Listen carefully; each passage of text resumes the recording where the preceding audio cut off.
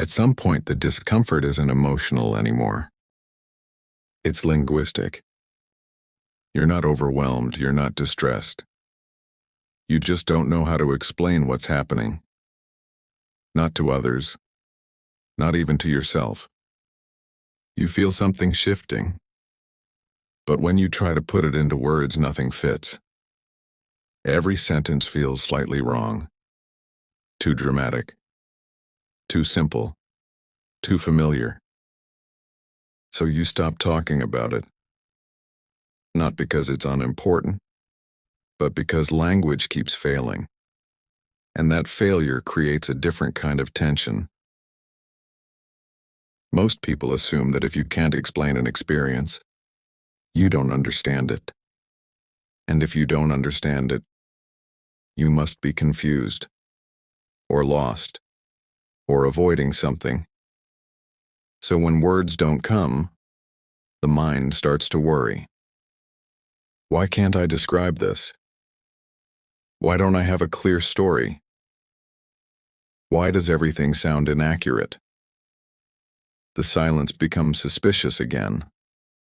Not emotionally this time, but cognitively, as if meaning is missing, as if something should already make sense.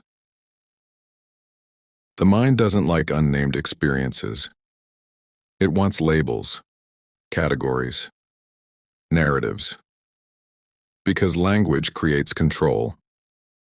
The moment you can describe something, it feels contained. So when words don't appear naturally, there's an impulse to force them, to borrow explanations, to reuse old concepts, to say something, anything, just to reduce the discomfort of not knowing how to say it.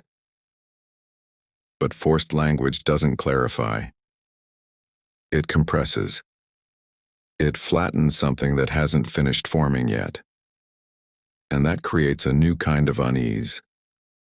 Not because the experience is wrong, but because the words are premature.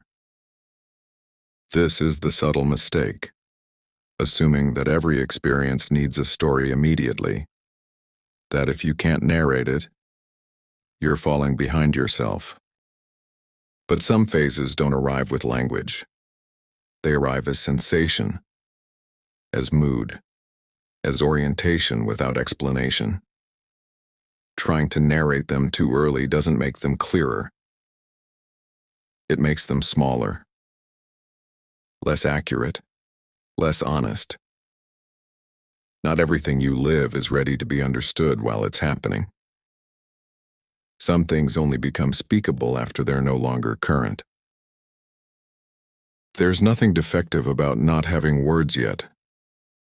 Nothing incomplete. Nothing delayed. This phase isn't asking to be explained. It's asking to be lived without narration. The pressure to understand yourself right now is optional. You don't need to summarize this. You don't need to name it. You don't need to make it intelligible for it to be real. Some experiences are quiet not because they're empty, but because they're still pre-verbal.